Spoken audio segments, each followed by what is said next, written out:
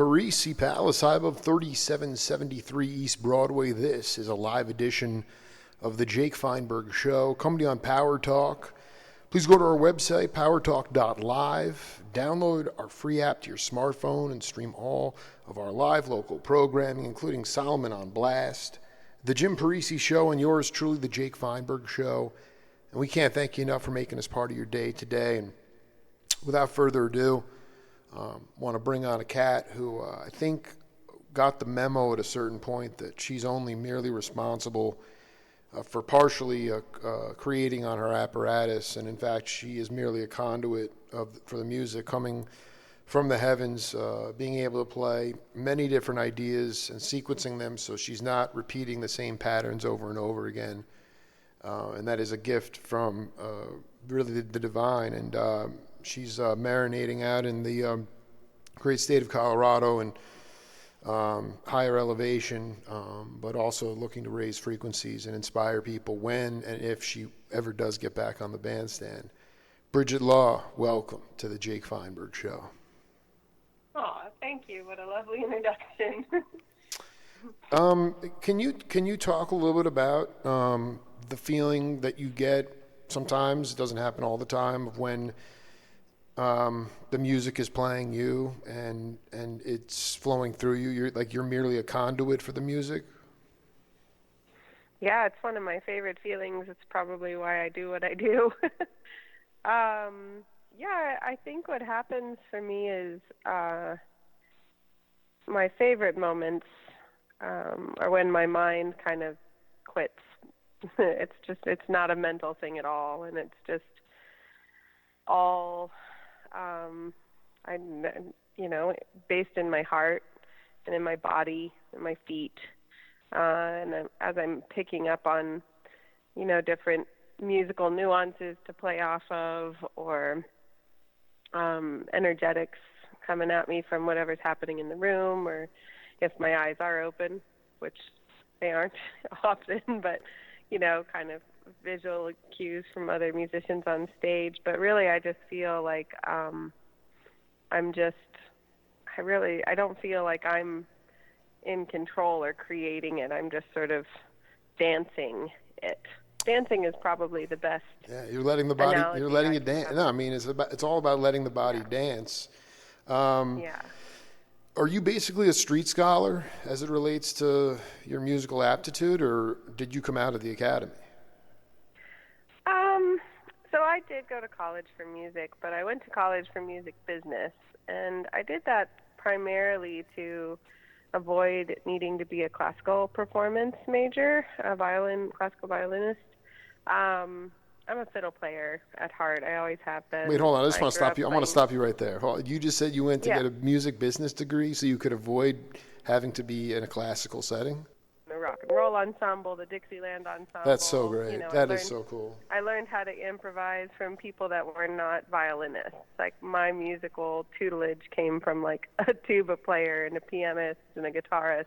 That's who taught me how to improvise. So I kind of approached the instrument not really as like a typical violinist would at all. Definitely not like a violinist, but even people in my own genres and like the fiddle world. I grew up playing in contest fiddling, and then I kind of got into bluegrass. But meanwhile, I was being trained to improvise in more of a jazz setting, and I would say in a rock and roll setting too. I was playing a lot of rock and roll. I would get up on stage where there wasn't usually a fiddle at all in those settings, like with jam bands and rock bands and stuff, and just kind of realized that I didn't want to be genre specific. I didn't want to be stylized. I wanted to just be in the music and play whatever the music needed. So no, I mean, dude, you're an omnivore when it comes to music. I mean, you're into every little area. I mean, it's. Yeah. Wait. So, I just want to be clear. You went to business school, but then you found cats at school that you could jam with. Is that right?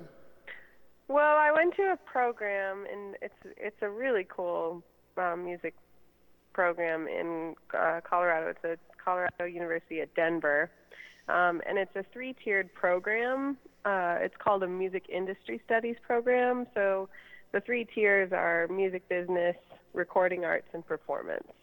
And so by choosing my emphasis on music business, I still studied all 3 areas, but I wasn't required to go as far in the performance realm as I would have if I was a performance major. And so because of that, I took a lot of extra electives in music, but I wasn't required to like take violin performance for more than like a couple of semesters, which was plenty. Absolutely. No, but I'm saying I mean, you had gigs there though. I mean, you were gigging in clubs. I was gigging. In fact, This is unbelievable. It's a really cool way to get educated in music for sure. I was in the Dixieland Ensemble the whole time. And what was really cool about that band is the teacher had really structured it like a gigging band. And I was the band leader for 3 out of the 4 years that I was in the band, which was really neat because I really learned how, I would write the set list, and I would plan the dress code, and I would call the solos. I learned a lot of leadership in that, and we would get gigs around campus. He would find us gigs, and we went and played a festival once, like a jazz festival out of town.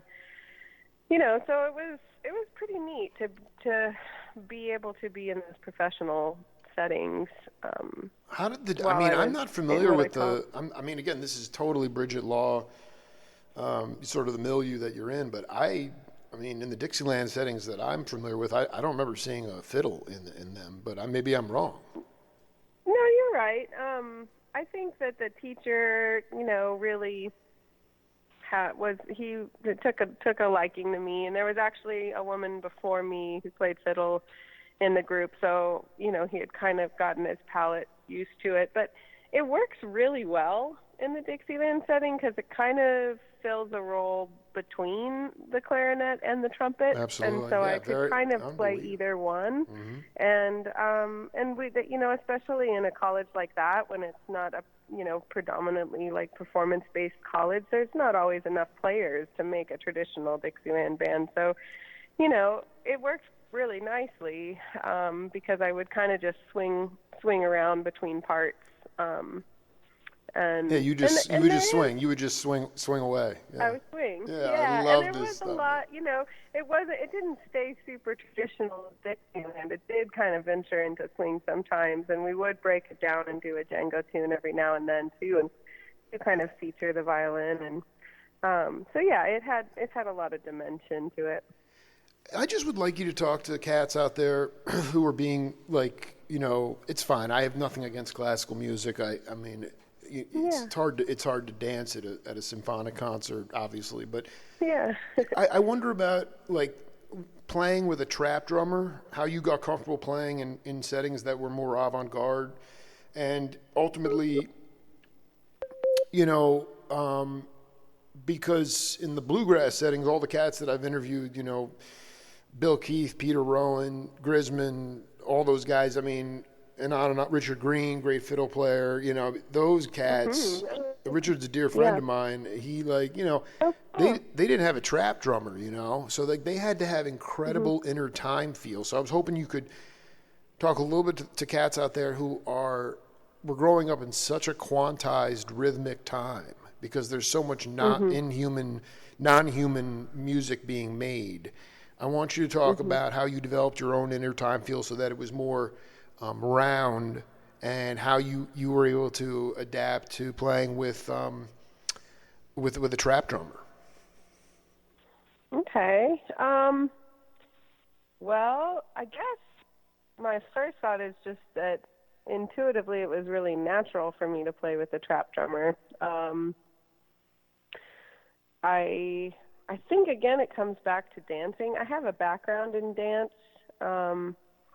I danced as a child all through my teenage years, and so I think I really appreciated when the rhythm was defined in that way. I also spent 11 years in a band without a drummer. Elephant Revival didn't incorporate a drummer until the last year and a half of the band. Bonnie played the washboard, so it was a rhythmic instrument, but it wasn't, there's a lot more syncopation and subdividing going on with the washboard than there is with a good old, kick and No, hi-hat actually, and snare. that's the kind of rhythm I love anyway. It's just the subdivisions and the polyrhythms. I think is, I guess in general, like so many cats grew up, they had gigs in strip clubs or and the women would call out tunes, so they'd have to hit their moves. So they learned how to play to dancers. You were already a dancer, but I mean, you're anticipating or you're feeling kind of how it would be danceable, and you go in that direction. Yeah, that's what I would say my approach is. I have I kind of fall short in my own opinion of myself. Yeah, I don't think you're a very good judge of yourself, though. Probably. As far as my awareness of at least my conscious awareness of rhythm, certainly I think I have time, and certainly I can tell when things are off time, and I do understand how to feel that the way that a beat can stretch out and how you can play on the back end of the beat or the front end of the beat or right smack in the pocket. And I probably learned that from my fiddling days, although there wasn't a drum set in that setting at all. Contest fiddling, which is like a Texas Western swing kind of fiddling, the guitars are playing like a boom chuck, and it's real simple, and that's just what they do all day. Right. And they play a lot of closed chords with muted strings, and so they're creating the drum, they're creating the kick snare from that. So I think I was already working on playing and adjusting to that type of rhythm and how to kind of make the rhythm move, whether it was rushing, dragging in the pocket, or just that magical place where you're in the pocket but you're on top of the beat or behind the beat. In the that zone, was yeah. being drilled into me in my teenage years through this style in particular. And then when it came time to play with drums, I always just find that playing with drums is just easier because I can just relax into the rhythm. And I kind of enjoy that. And then now I play in a band with my husband now, which is really neat. We have drums and tabla. So yeah, very and hep. our drummer Very hep. Yeah, you should get a vibraphone in there too. Yeah. Sometimes we have a sitar. We have a belly dancer. Yeah, no, there's this. I mean, it's clearly there's some sort of raga polyrhythmic, infatuation into. I see it happening, in more like the fusing of mainstream settings with that kind of hypnotic rhythm. But I mean, when you were playing with the tuba, I mean, did you recognize that that's how the rhythm is round? I mean, rhythm has to be like a bouncing ball, and you have like human beings playing to machine parts today. And I'm not saying necessarily people that you're collaborating with, but I mean, what's your I don't play with a lot of machines. No, and what I'm saying is, for people that have always played with, I'm speaking about rhythm sections because you're able to, I mean, ultimately. If Train didn't have McCoy, Tyner, and Elvin creating those sheets of sound, he wouldn't be able to fly over the top of that and transcend, which is what the ultimate goal of playing spiritual music is. So, I mean, for people that have played with a click their whole lives and are petrified of,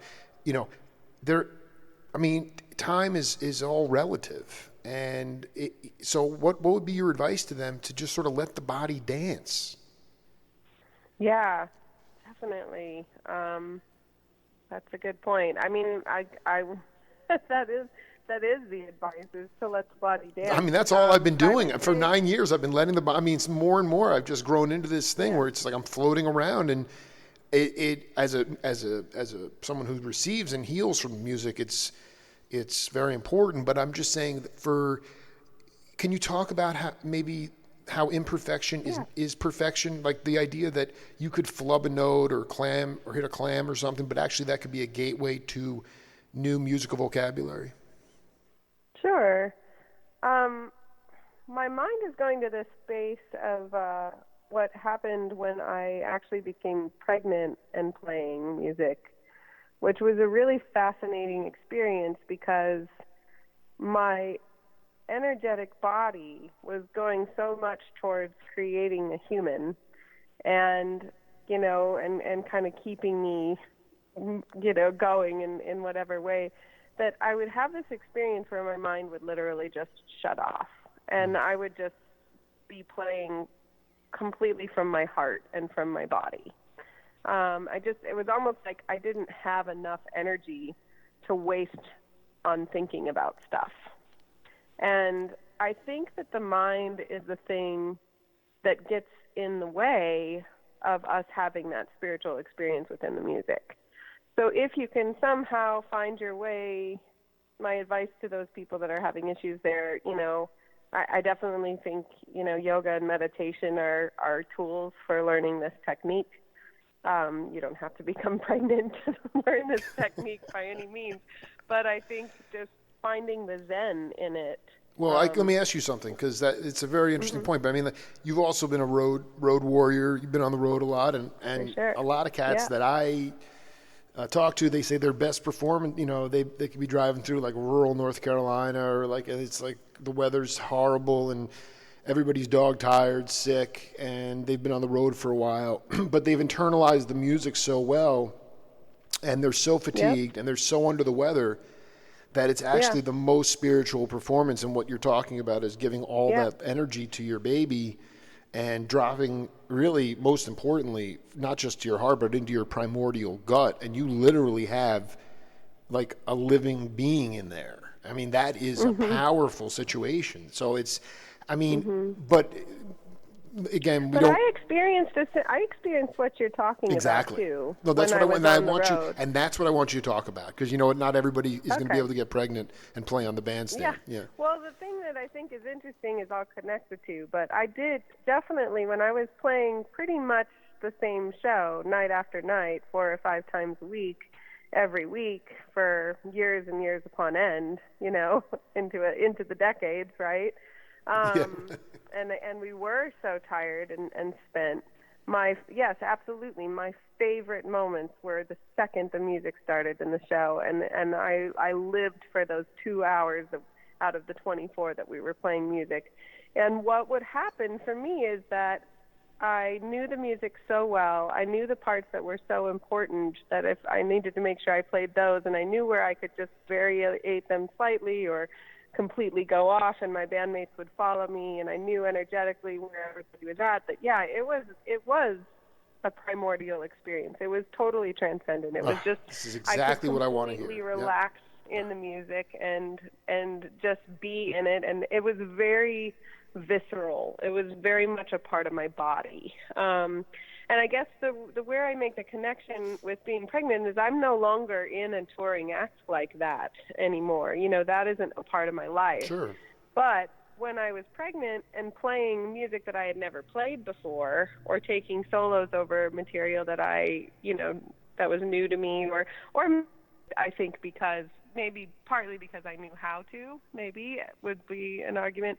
And then also partly because I feel like there was a part of my spiritual body that was activated because I was, growing a human being. Oh, it's just absolutely, and you've obviously birthed your child now, so you're back.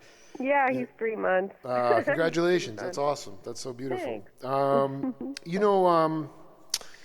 Do you, we have a game on this program called Name That Voice. I want you to take a listen to this, and then and the content especially, and then we'll come back and break it down. Okay, sounds good. But when modern music, when bebop, post-bop happened, then the violin was considered as not having its place anymore, because most violinists would be using the instrument in a very romantic, sweet, with a sweet sound, with a very passionate vibrato, like in gypsy music, for instance, or classical music, but romantic. And that didn't fit bebop or post-bop at all. So that's why when I was unknown yet. I was the young guy coming with my fiddle in a jazz club asking if they would let me jam with them. Right. They would look at me, why, violinist? No. Are you playing tango or what? And then after they heard me, they okay, he got it. He's got it, he understood, he's one of us. So that's how I was admitted in the circles of modern jazz musicians. You want to take a guess at who that is? Maybe Jean-Luc? Listen to you. Unbelievable. 1 for 1. That is very impressive. That was from my interview with Jean-Luc Ponty from March 2016. And Wow, cool. and I want you to talk about this. He actually said it in that clip. His accent's very thick, but he said, he goes, I brought my fiddle to the jam. Yeah. And, okay, so as best you can, because I realize that, you're all over the place. But Jean-Luc, when he came, I mean, George Duke went nuts. There's a whole thing where John Lewis discussed Frank Zappa. Yeah. He I don't know if you know the whole story, but I mean, it was just sort of a miracle because Jean-Luc was playing like free avant-garde jazz on his fiddle in front of like 1 or 2 people in a club, and he was basically ready to give up. And then John Lewis from the Modern Jazz Quartet, he told Frank Zappa about this guy, and Zappa brought him to the States. But, there's some albums live from the Roxy. You're probably hit these albums like late 60s, and it's like George Duke on, Fender Rhodes and like Art synthesizer, and you had a drummer, upright bass, and Jean-Luc. And what he said that really I want you to talk about is you get into a setting with guys that are playing instrumental, melodic music, and it's a lot of improvisation. And you could say that's bebop or post-bop or whatever. And, they look at him and they look at Bridget Law, and you have a fiddle. And they're like, what is this? Mm-hmm. And then, and then after they wear you, and they just play everything they can. And afterwards, like, oh, she gets it. She gets it. What are you get? Yeah. What is it that you're getting? What is it that Jean-Luc was getting? I mean, he got accepted amongst the masters of that music. And I'm just saying, in more of a jazz setting for you, what is it that you get? I think there's a couple things that are important if you're going to bring a non-traditional instrument into a genre that is where your instrument is atypical. I think first and foremost, you've got to have musicality. You got to just kind of be creative and natural with your instrument, and not stiff or confused, by how to do such a thing. And then second of all, and probably maybe even more importantly, is that you have to show that you are aware of the genre and you pay tribute to the genre that is before you, especially when it's jazz. So if you are playing bebop, maybe you quote Charlie Parker, or if you're, I think, or at least play, a series of straight 16th notes, or do something that is semi, alluding to the style that at which you're trying was going to be so complementary. The one that I'm thinking of is reggae. I played a lot with a reggae band. Wow. For a See, while. I was just going to ask you to personalize it. So go. I'd love to hear this. Yeah. Go ahead. Yeah, and people, I would basically drench the fiddle in like reverb, and I would do what I do, which is just drop in, and I would. One of the things that I do is I play the instrument more like a voice. So, absolutely. Instead of trying to be really fancy or show off on the fiddle, which, sadly, I don't really think I can very well. So, but instead, I really I pick up on the melodic nuances. I pick up on maybe the one part of the scale that is being played during the song that's making the song have sort of a unique timbre, and I utilize that in my improv.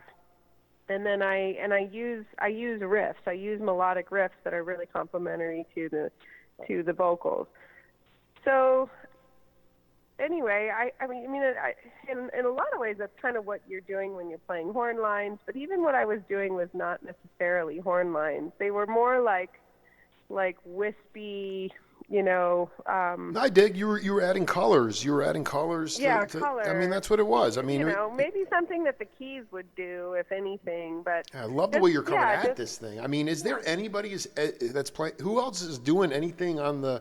I mean, I've met a few younger cats who are just ferocious players, but obviously you're dealing with domestic life now. Like you got to bounce. But I mean, are there other cats out there that recognize the sort of ultimately the multidimensional qualities of the fiddle, the fact that you're just even calling it a fiddle? I mean, and when did you actually get tired, if ever, of a conductor telling you what to play?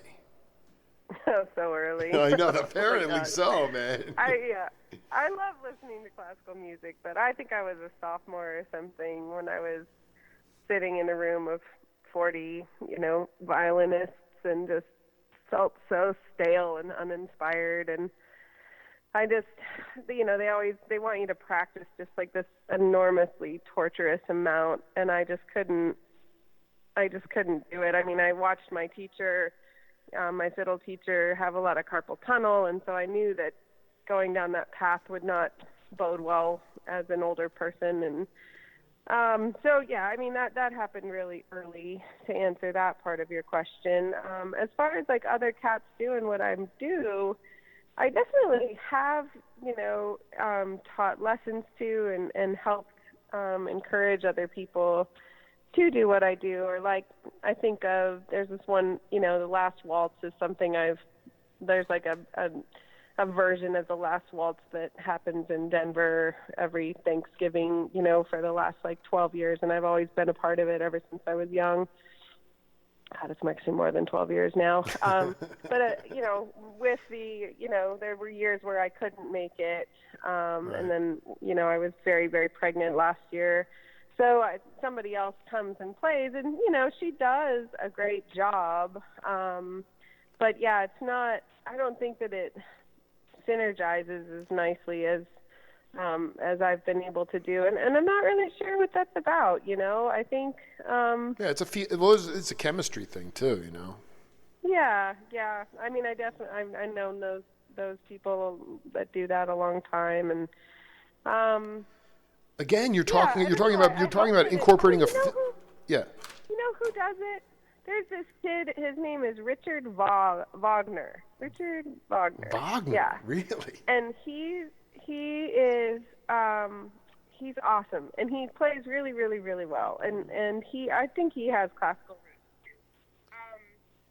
too. But he plays, like, he'll sit in with, like, Trevor Hall, if you know Trevor Hall or Nako. I mean, I'm just sort of in my little hermetically sealed bubble, but it's they're kind of like, the genre is like, they call it medicine music. It's basically like, folk music that has like a spiritual element to it. In what way? Like, in what way? Scene. In what way? Like, how is it spiritual? In like kind of the yoga way. Or like the new agey way, I guess. Yeah, I dig.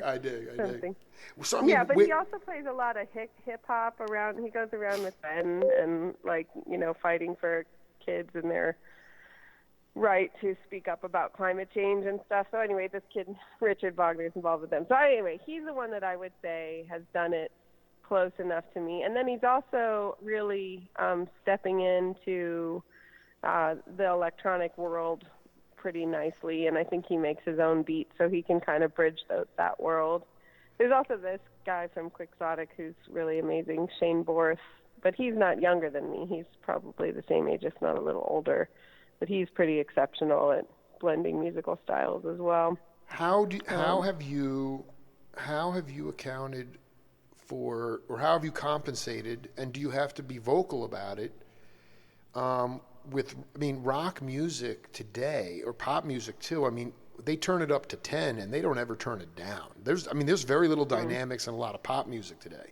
And also just in general, I've talked to my peers enough, I just turned 42, and I mean, they a lot of times they can't even hear themselves on stage.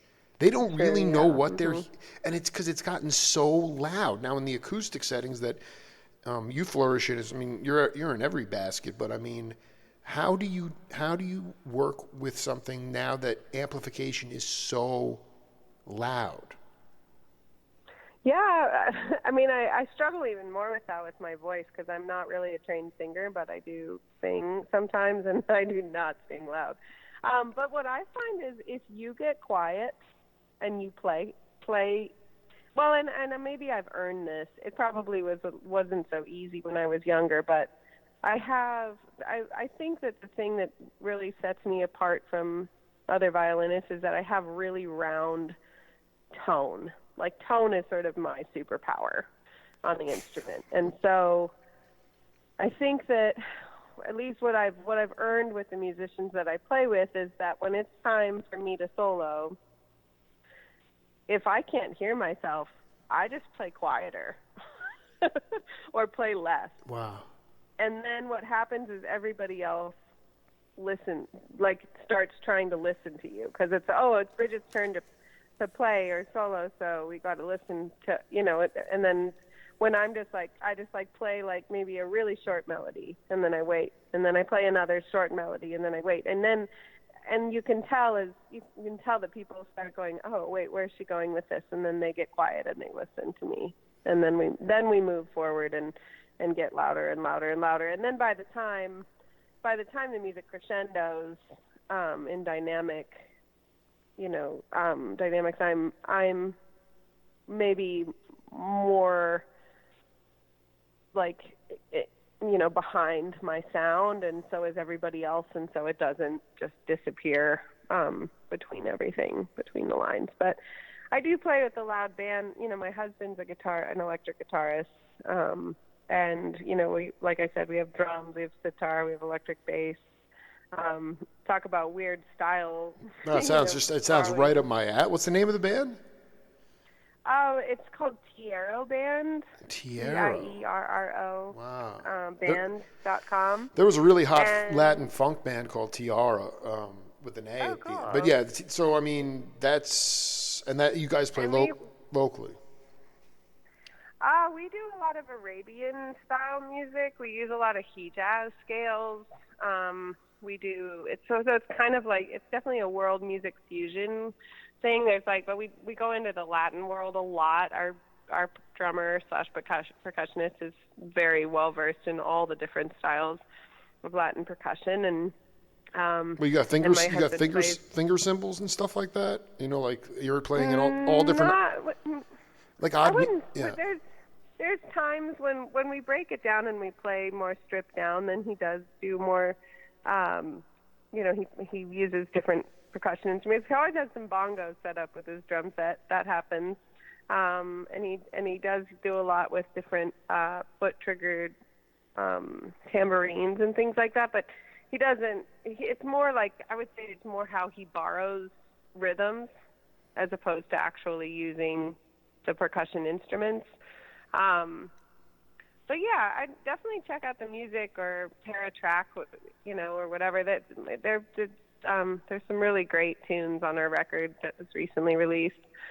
But again, so I do sing a little bit with this band. It's mostly an introduction to how I can actually sing, which is I'm not up there belting. I wasn't trained as a singer, Absolutely.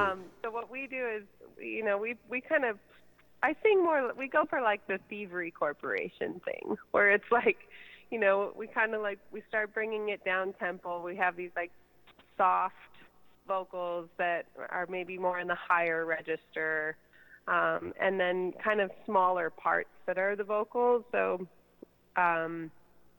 just like, it's not like a vocal heavy tune necessarily. It might just be like a section that comes in a few times. We do have one vocal tune on our record that you can hear, and I had a little bit of help from a badass singer named Lindsay Liu on that one, but she just harmonized with me, so it makes it really, again, kind of like Thievery Corp, like kind of soft female vocals. We use them as more as like an instrument than like a lead. But yeah, and the same kind of thing, like when it's time for me to sing, like the boys have to come down or they're not going to hear me. And if it's too loud and I can't hear myself, I either stop or I just, I signal that they have to come down, or I sing quieter and they have to listen for it. It's a funny tactic, but it does seem to work. But you acknowledge that you've earned the respect. People get it. If it was somebody else, they maybe wouldn't. It requires respect. It requires that you've earned something there, where they get that you have a certain role within the band. And I'm even talking about the audience. I mean, there were cats playing at the Village Vanguard, like, Paul Bley, Gary Peacock, these guys playing really interesting trio music, and, the espresso machines banging around and coffee cups. And so they always used to joke, what do you do when the audience is too loud? And they say, play quieter, because even the audience will get it too. And that is a very sophisticated way to look at it. But it requires. And it's not also like gaining respect. It's also like choosing wisely who you make music with. I don't like to get up on stage with a bunch of people that are just going to play all over what I play. And if I do end up in that situation, I don't go back. And I don't like to play clubs where people, all they do is talk. And granted, have I played my share of clubs where all they do is talk and bang shit around? Yeah, totally. But I don't usually go back, And I think that there has to be a wisdom in the choice of like, music is a sacred thing. And, if you're just going to go do it whenever someone's going to flip, $100 bill at you or something, then yeah, you're going to end up in a lot of crappy situations. But if you realize that, that you have the power to choose, and then you start narrowing the, you play with good people that want to make music, not just want to show off. And that's a big difference for me. I have one more Name That Voice. If you get this one, I'll be really impressed. But it leads into what we've been talking about here. Okay. Love, to me, is what makes everything go around. I think that love created the universe. I think that if you say you do not believe in God, you're an atheist or whatever, I respect that. I think we all need to respect how each other feels about things in life. But for you to say that you don't believe in God, and if you have a little daughter or a little son, and you look in their eyes, you can't tell me that you don't believe in love. Mm-hmm. And to me, God is love. So I don't think I need to go any further with that as far as that's concerned. And I also believe that and especially at this time in the world, of what's going on out there in the world, it's just insane. And we need to hold on to love. We need to hold on to what love is. We need to realize that there's a heavy struggle going on in the world, and I don't think any of us really understand. We don't understand it like we should. But I know one thing for sure, that this world needs love. It always did. Jackie DeShannon said it. What the world needs now is love. Mm-hmm. That song still makes me cry when I hear it. You want to take a guess at who that is? Gosh, that would be hard. I mean, I want to say someone like Levon Helm or something. You know what? You know what? I'm going to give you credit because you just named one of his dearest comrades, and actually somebody who actually, when he was a jazz snob, and then when he saw Levon play at Sammy Davis Jr.'s house, it fundamentally changed his entire style of drumming, and that was Jim Keltner. I don't know. Do you know Keltner? I don't know. Yeah, so I mean, look, that's whose voice it was. That's I who love him. Jim. Exactly. Well, no, that was he's a legend, and I mean, he is the most recorded drummer in the history of the world. And oh wow. Yeah, and that being said, he also was on tour with Bob Dylan, and he also played insane jazz.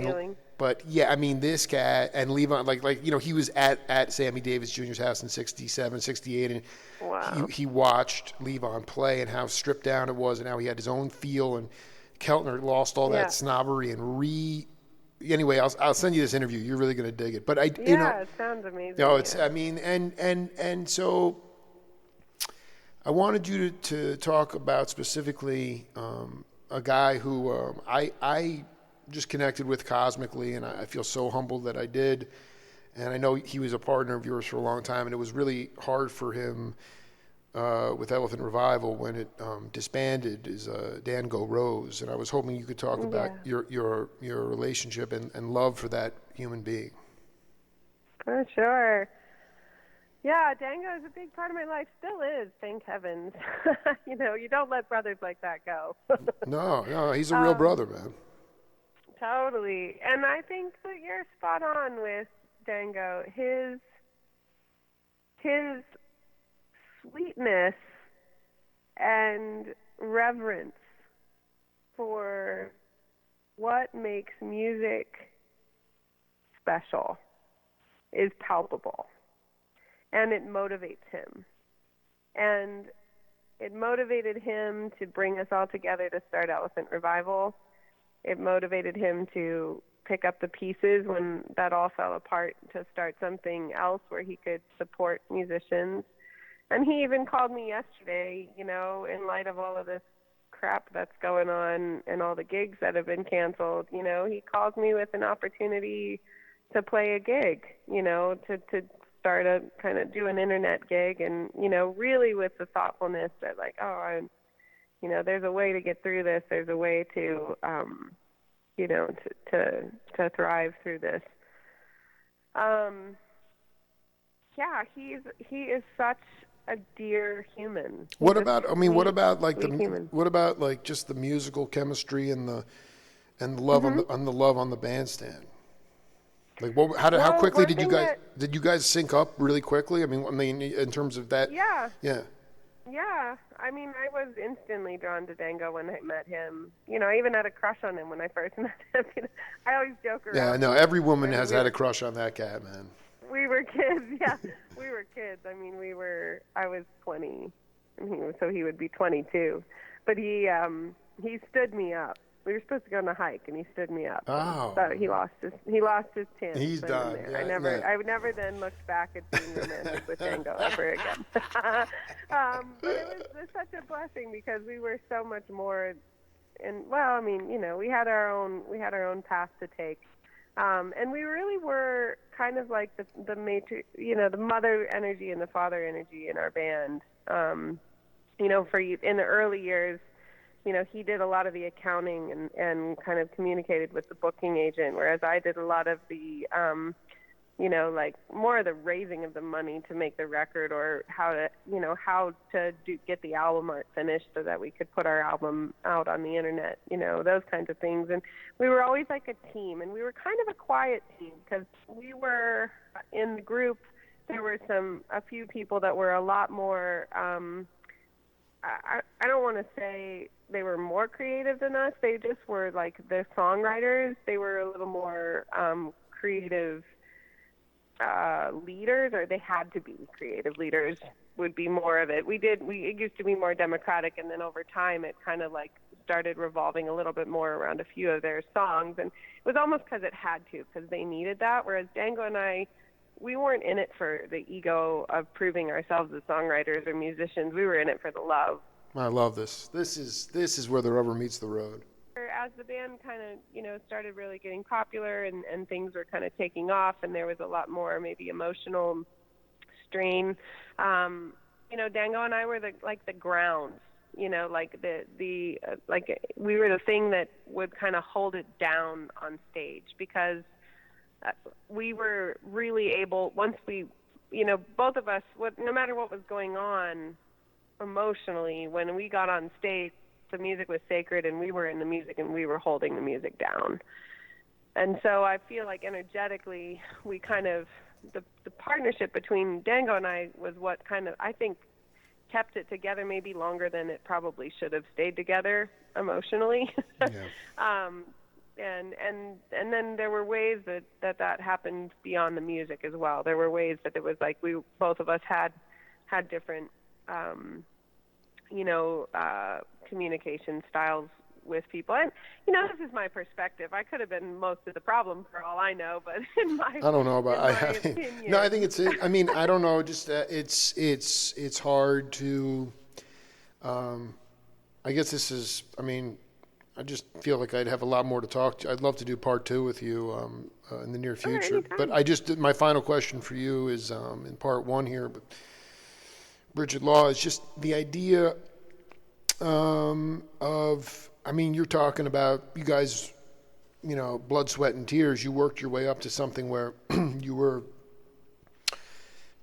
doing okay. You were getting more popular, but in making kind of organic music as creatives and not wanking it and not selling out, nobody's really getting ahead in music. It's very hard. Mm-hmm. And I wanted I lost my first book came out in November, and I realized that I didn't have any peers in the book. They were all the graybeards and the shamans, and I reached out to my friend Neil Casal, and Neil, and because we had done 2 I almost guessed that was Neil talking, by the way.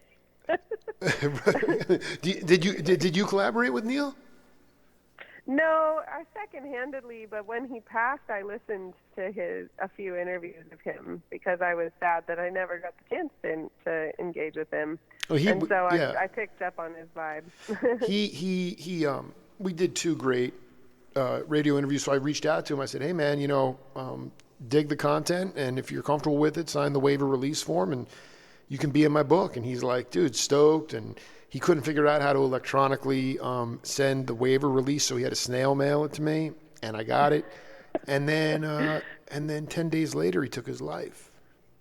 So my first book is completely dedicated to Neil Casal, and what it came down to is a myriad of things. I mean, I think and it's not even stuff that I really care to dwell on or even care about, to be honest with you. But I do want you to talk about the realities of being a modern day creative in music, and what people should do. I mean, the bottom line is that Neil he was a giver, and he never, he received, but at a certain point he got into a really dark place and drowned. There was nothing left. So what's your advice to people, because this is an incredibly hard time for people who need to get stuff out of their system on the bandstand. It's hard. I know it's hard for you, and so what's your advice to people about taking, well, whatever? How real a problem is it in the artist community? To me, I already know the answer to that, but I want you to riff on it. You mean like the grief and the downward spiral? I mean the idea of saying it is so hard to get ahead, and there are not a lot of resources for musicians as it relates to mental health and things like. And have you seen your compadres succumb to this stuff? Oh yeah, I knew Jeff Austin really well too. Mm-hmm. Definitely, yeah. Well, let's see. I guess maybe here's the better question. Here's the better question. I'm going to start on a positive note. Go ahead. And say that in response to Jeff and Neil's passing this past year, a group of people that I'm really close with did start something called Backline.care. And it's this fabulous woman. In fact, maybe I'll connect you to her for an interview if you'd like. World and the scene for a really long time, the jam band scene especially. You're saying Nikki Bloom? Did you just dropped out there? What was the name of the person? Oh, her name is Hillary Gleason. Yeah, She's now the co-founder. Yeah, I would love to get connected with her. Yeah. Yeah, totally. And what she did is she realized what was happening, or realized that there was a shortage of support for musicians, and called a conference call together with all of these bigwigs from all over the place, and they started kind of coming up with like how to design care for musicians, mental health care and otherwise. And that's when Backline.care was born, and has since flourished and been in Rolling Stone and done a lot of really cool shit. And they're even right now they're hosting, I think it might even be weekly, kind of group discussion calls to help artists. They have it like divided into two groups. Like there's like one, it's like a support group for production people and then a support group for artists. Anyway, she's really brilliant, and I think that she kind of hit it on the head in just acknowledging that when people, they live this life where they're on the road, and the thing that happens with musicians is they can do nothing but that. That's all they know how to do, and they don't want to do anything else, and they can't even imagine doing anything else. I'm the same way. Me and my husband are the same way. We go on our walk every day, and we're like, well, what are we going to do if we can't be entertainers? I mean, actually, the music chose you. It's the only thing that you know how to. Yeah, I dig. When I talk to a youngster who wants to get in this business, I say that I'm like, are you sure that you can do nothing but this? Says ask yourself that question long and hard before you go down this path, because this path is not an easy path. And no matter how good you are, no matter how successful you are. I mean, Elephant Revival was headlining Red Rocks every year for 3 years. Like we were kind of, as far as like where you can get right now, we were pretty much there. You were there. We were That's far. Great. That's cool. And I wanted out. The reason why I wanted out was because I was about to jeopardize my opportunity to have a family and to be with the man that I loved, because I was on the road way too much. Even in a group that tried to not be on the road too much, I was still on the road too much to water the garden that was the family opportunity that I had in my life. So I mean, I think that's. No, I think that's beautiful, because actually Steve Cropper told me that he said, I don't know what musicians, I don't know how much fun, I hope they realize that there's more to life than music. And I didn't really know what he was talking about, but that's what you're saying. And there's priority. I mean, and I figured that out, thankfully. I think I partially attribute that to that I'm a sober person for the most part. I mean, ganja not included, but my I'm not much of a drinker or a partier. My last 3 years on the road, I didn't really participate in the late night scene. I was going to bed. We had a tour bus, so I would go to bed earlier than everybody and get up when the bus stopped and go explore the town. And so I was living a different life than the life of a touring musician. And my husband, who's 12 years older than me, who was also a touring musician, was kind of helping me to realize, like, look, I'll marry you, but I'm not going to have a child with you if you're a touring musician. And I was like, damn, that hurts, that feels like an ultimatum. But when I realized it, it's like, when you're a touring musician, you don't have time for much else. You really don't. You're either on the road going from city to city playing show to show, or you're at home rehabilitating, because that shit is hard on your body, and hard on your emotions and everything. So I think one of the things that I've always been dedicated into is I would like to, I use this term yinify, but bring more balance to the scene and to the way that musicians deliver music. And maybe this is an opportunity, I keep thinking, like, man, if I was a touring musician and everything just had to come to a screaming halt like it has in the last couple of weeks, that would have been a huge blessing for me that may have actually allowed me to keep going, because I couldn't keep going. I needed to reset. I needed to understand what it felt like to have a normal sleep schedule. I don't think I even knew what sleep was until I'd been off the road for 3 months. I mean, there's a action, possibly drugs, possibly alcohol, the need to be, on stage and admired. There's all these different tactics that they get kind of high off of. Right. And then so that they are kind of avoiding dealing with what the parts of life that they're missing.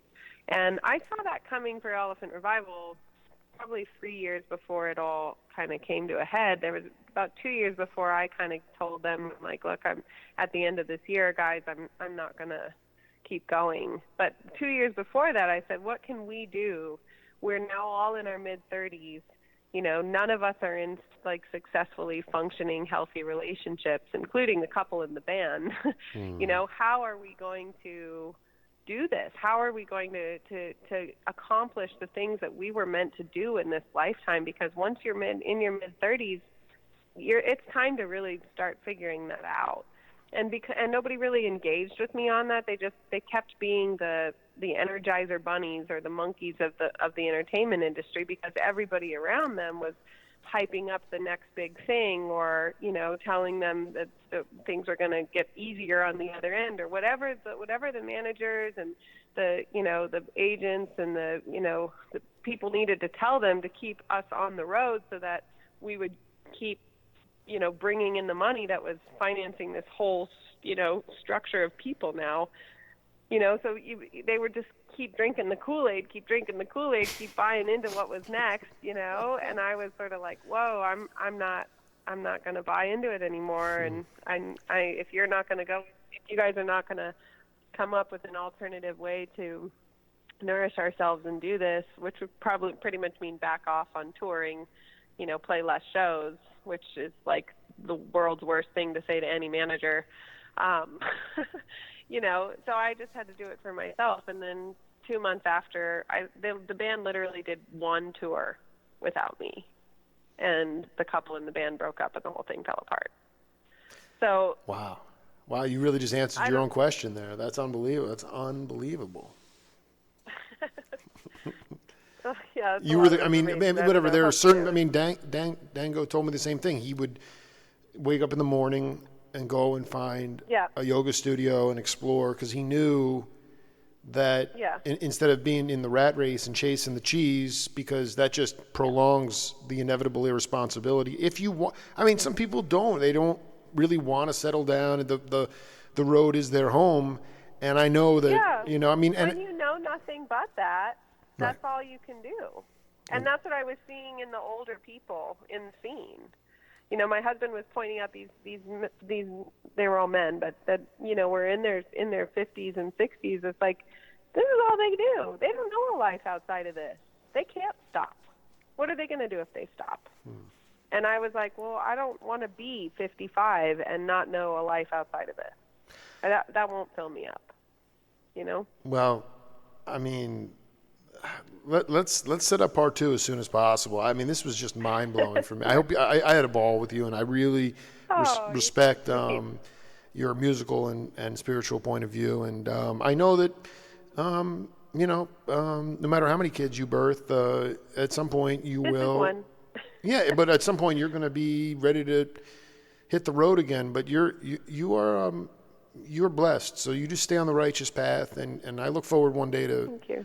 to connecting with you in person, hopefully see you burn it up, because it's there's not, there's a lot of conformity in music. There's a lot of, and it's nobody's fault. It's just we have a homogenization of sound at almost all genres of music. And it's people like you who are going to break through that and create new musical vocabulary. So bless you, my friend. It was an honor to talk to you. Thank you, Jake. Yeah. Thanks for seeing me.